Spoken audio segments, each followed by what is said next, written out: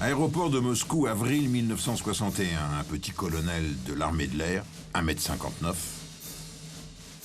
et un gigantesque tapis rouge à la mesure de l'événement.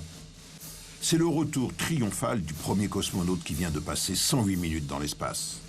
Un petit tour de terre, mais un événement technologique et surtout politique qui allait changer le cours de l'histoire. Tout ce que l'Union soviétique compte de hauts dignitaires est là. La longue étreinte de Khrouchtchev en dit long sur ses intentions politiques. Il va faire de Gagarine le héros du communisme, l'ambassadeur d'un système. Que les pays capitalistes en fassent autant, dit-il, et d'ajouter sourire en coin, s'ils le peuvent. Oui, le vol de Gagarine a mis KO l'orgueilleuse Amérique.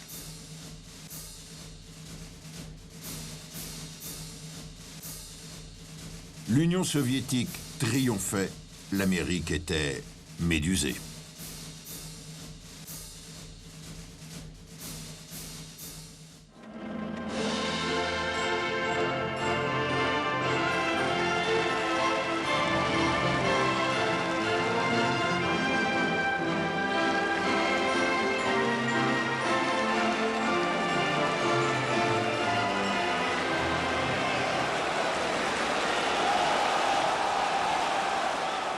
Revenons en arrière. Gagarine est né le 9 mars 1934 près de Smolensk, d'un père charpentier et d'une mère ouvrier agricole.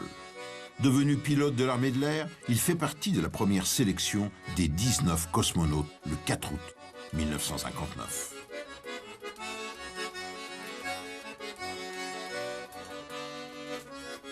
Commence alors l'entraînement pour une nouvelle race de vaisseaux.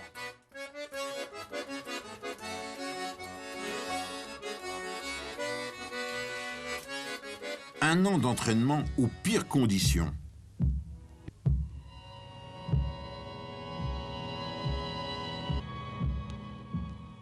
On apprenait à résister aux terribles accélérations procurées par les fusées de l'époque.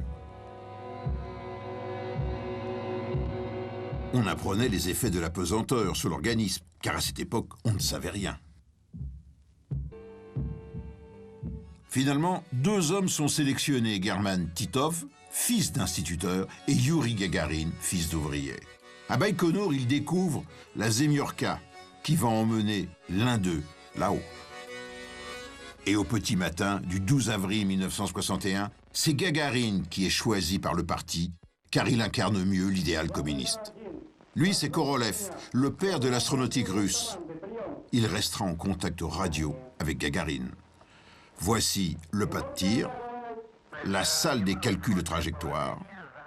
Et sur ces images, on mesure tout de suite le retard technologique des soviétiques en matière d'électronique. À 9h07, le go est donné par Korolev.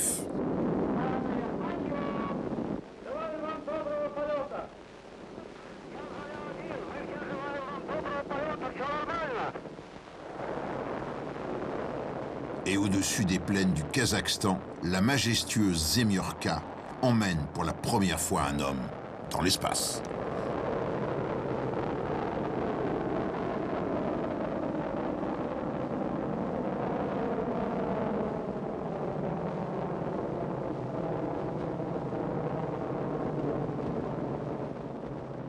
Sanglé sur son siège éjectable, Gagarine ne peut rien faire.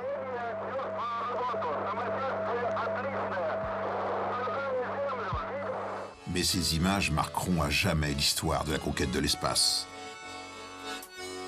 108 minutes autour de la Terre, mais un retour chaotique, émaillé d'incidents. Mise en rotation du vaisseau, difficulté de séparation entre la cabine et le module,